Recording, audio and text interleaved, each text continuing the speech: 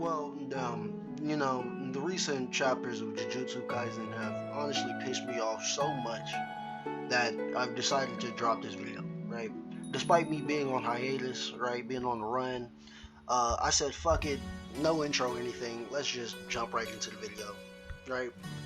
And as you can probably surmise from the title of this video, today we'll be discussing 5 characters who I personally think could absolutely mollywop this man Gojo in a 1v1 match, right? Obviously not including Sukuna and the tag team duo of fucking demons, right? But to understand who beats Gojo, I feel like we first have to understand why exactly Gojo is even a formidable foe, right? And while he can be argued to have some pretty impressive destructive capacity, I would say it's primarily his hacks that make him so strong, right? So this is what I'll start by discussing, right?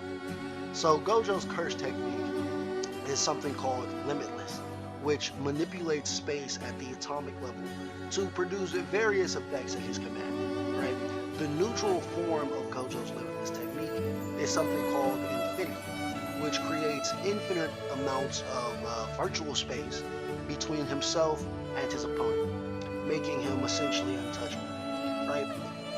This is probably the most well-known aspect of Gojo's arsenal, and probably the most useful as well. Next, we have the more offensive techniques native to Gojo's abilities, right? Curse technique Lapis, or Blue, is the byproduct of Gojo amplifying the limitless and negative numbers, uh, negative to reality, right? And causing impossible situations like -1 apples to exist, right? I did a pretty in-depth analogy of all of Gojo's arsenal in the Gojo video I made a while back, so just letting you know if you want to go watch that, right? But through the creation of these impossibilities, right, Gojo creates a scenario where the world, or the universe itself, or reality, just in this situation, is forced to attempt and correct the mistake Gojo sort of brought about in the universe and fill in the negative space, right? Therefore, causing things to be pulled together at the point of the impossibility, resulting in forces of attraction, right?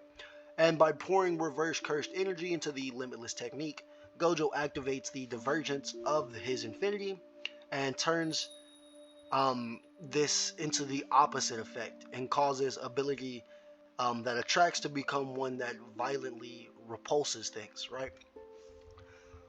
And this obviously sounds crazy, but it's essentially just fucking Shinra Tensei and Almighty Push or whatever you want to call it. Um, but yeah, it's still pretty cool, right? And finally, by combining the polar opposite affinities of red and blue, Gojo is able to create hollow purple, right? An imaginary mass which he fires at his opponents to erase them from reality entirely, possibly, right?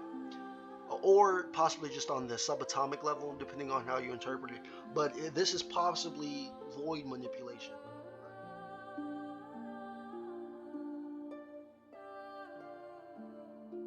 Alright, at number 5 we have Kakashi Hatake from the Naruto series. I think this one should be pretty self-explanatory. But for those of you who don't know, Kakashi has access to a ninjutsu known as Kamui, right?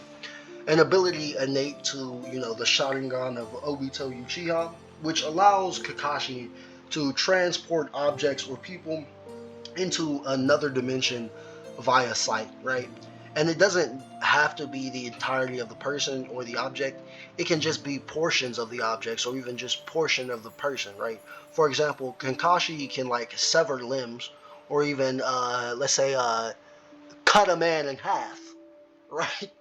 Via transporting his upper body to the Kamui dimension and, leaving his lower half to remain standing in the in the actual world they were fighting in, right?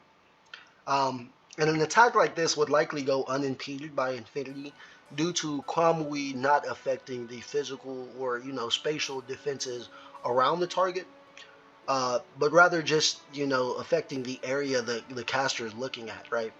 Um, so since uh, infinity is invisible. It's not providing any sort of physical veil.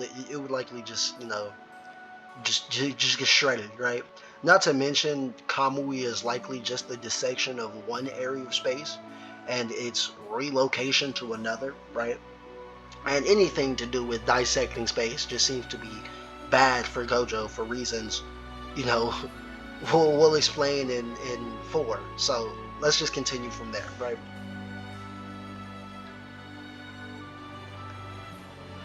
At number 4, we have Yami from Black Clover, right? Another fairly simple one. Yami, like Gojo, has a talent for manipulating space, right? Particularly through a powerful slash that cuts through dimensions, right? Specifically the dimensions that can polar space itself, right? That being width, depth, etc., right? The 3 dimensions of space, right? And it possibly does this on an infinite scale when it comes to Equinox, the amped version of this slash, right?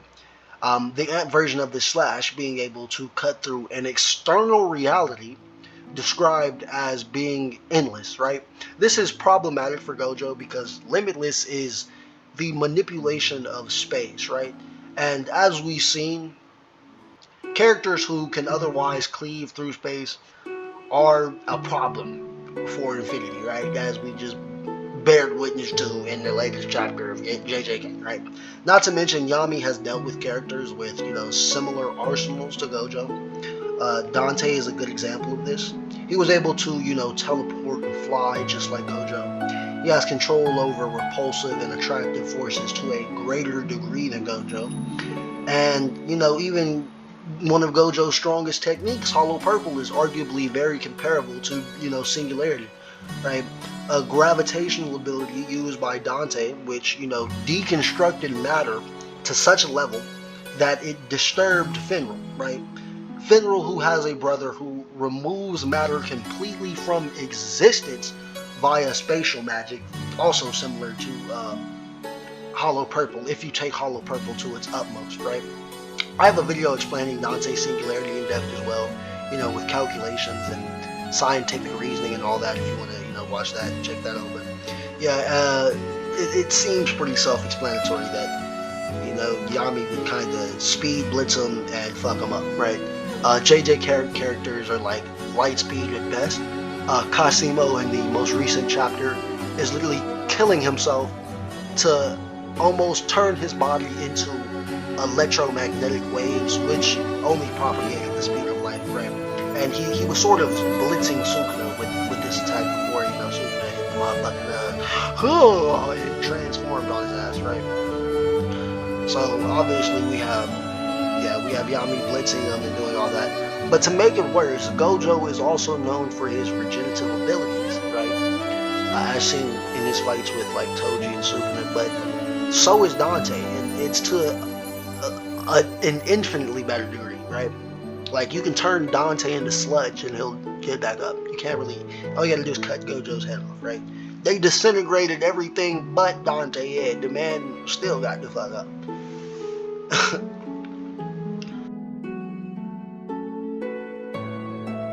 At number 3, we have Goku, right? He has infinite speed, right?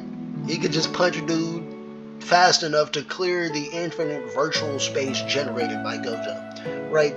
Or he could, in theory, just destroy the space, right? As Goku has been shown capable of destroying spaces of infinite sizes, right? Even multiple spaces of infinite size, right?